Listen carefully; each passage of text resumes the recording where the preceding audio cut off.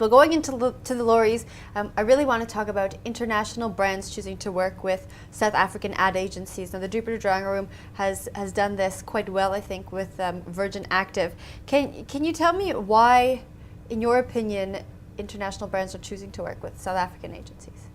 Well, I think the world has changed over the last 5 years, maybe a little bit longer, and there is a search for talent, and people look beyond their borders, and if they can find talented people somewhere, and so I think people are prepared to look beyond what they've used previously.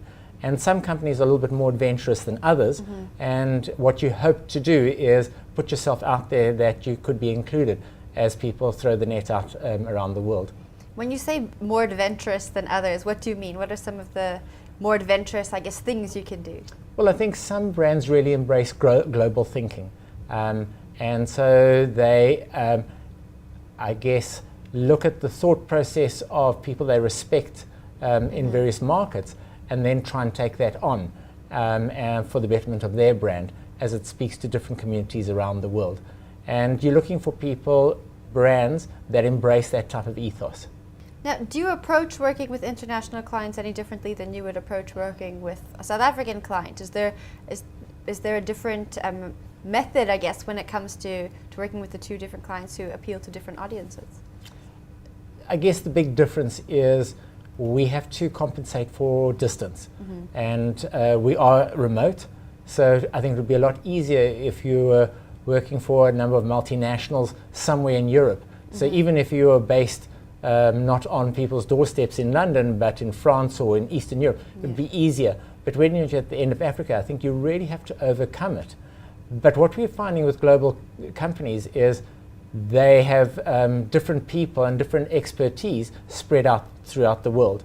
So for our client in Virgin, they do have people in South Africa, but yet they have people in America, in London, in Europe, in Australia. So they have different timelines, and all of them have to talk to each other around the world.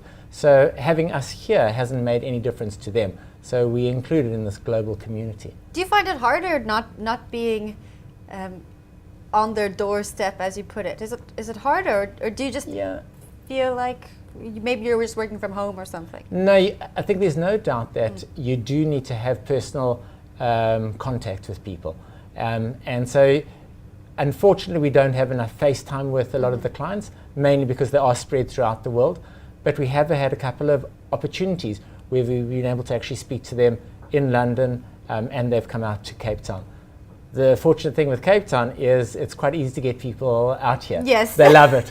And the surprising thing is they've even come in winter and loved it, which really did surprise us. I thought it only would be in summer, but South Africa is very fortunate to have places like Cape Town as a draw card where people are very open to come.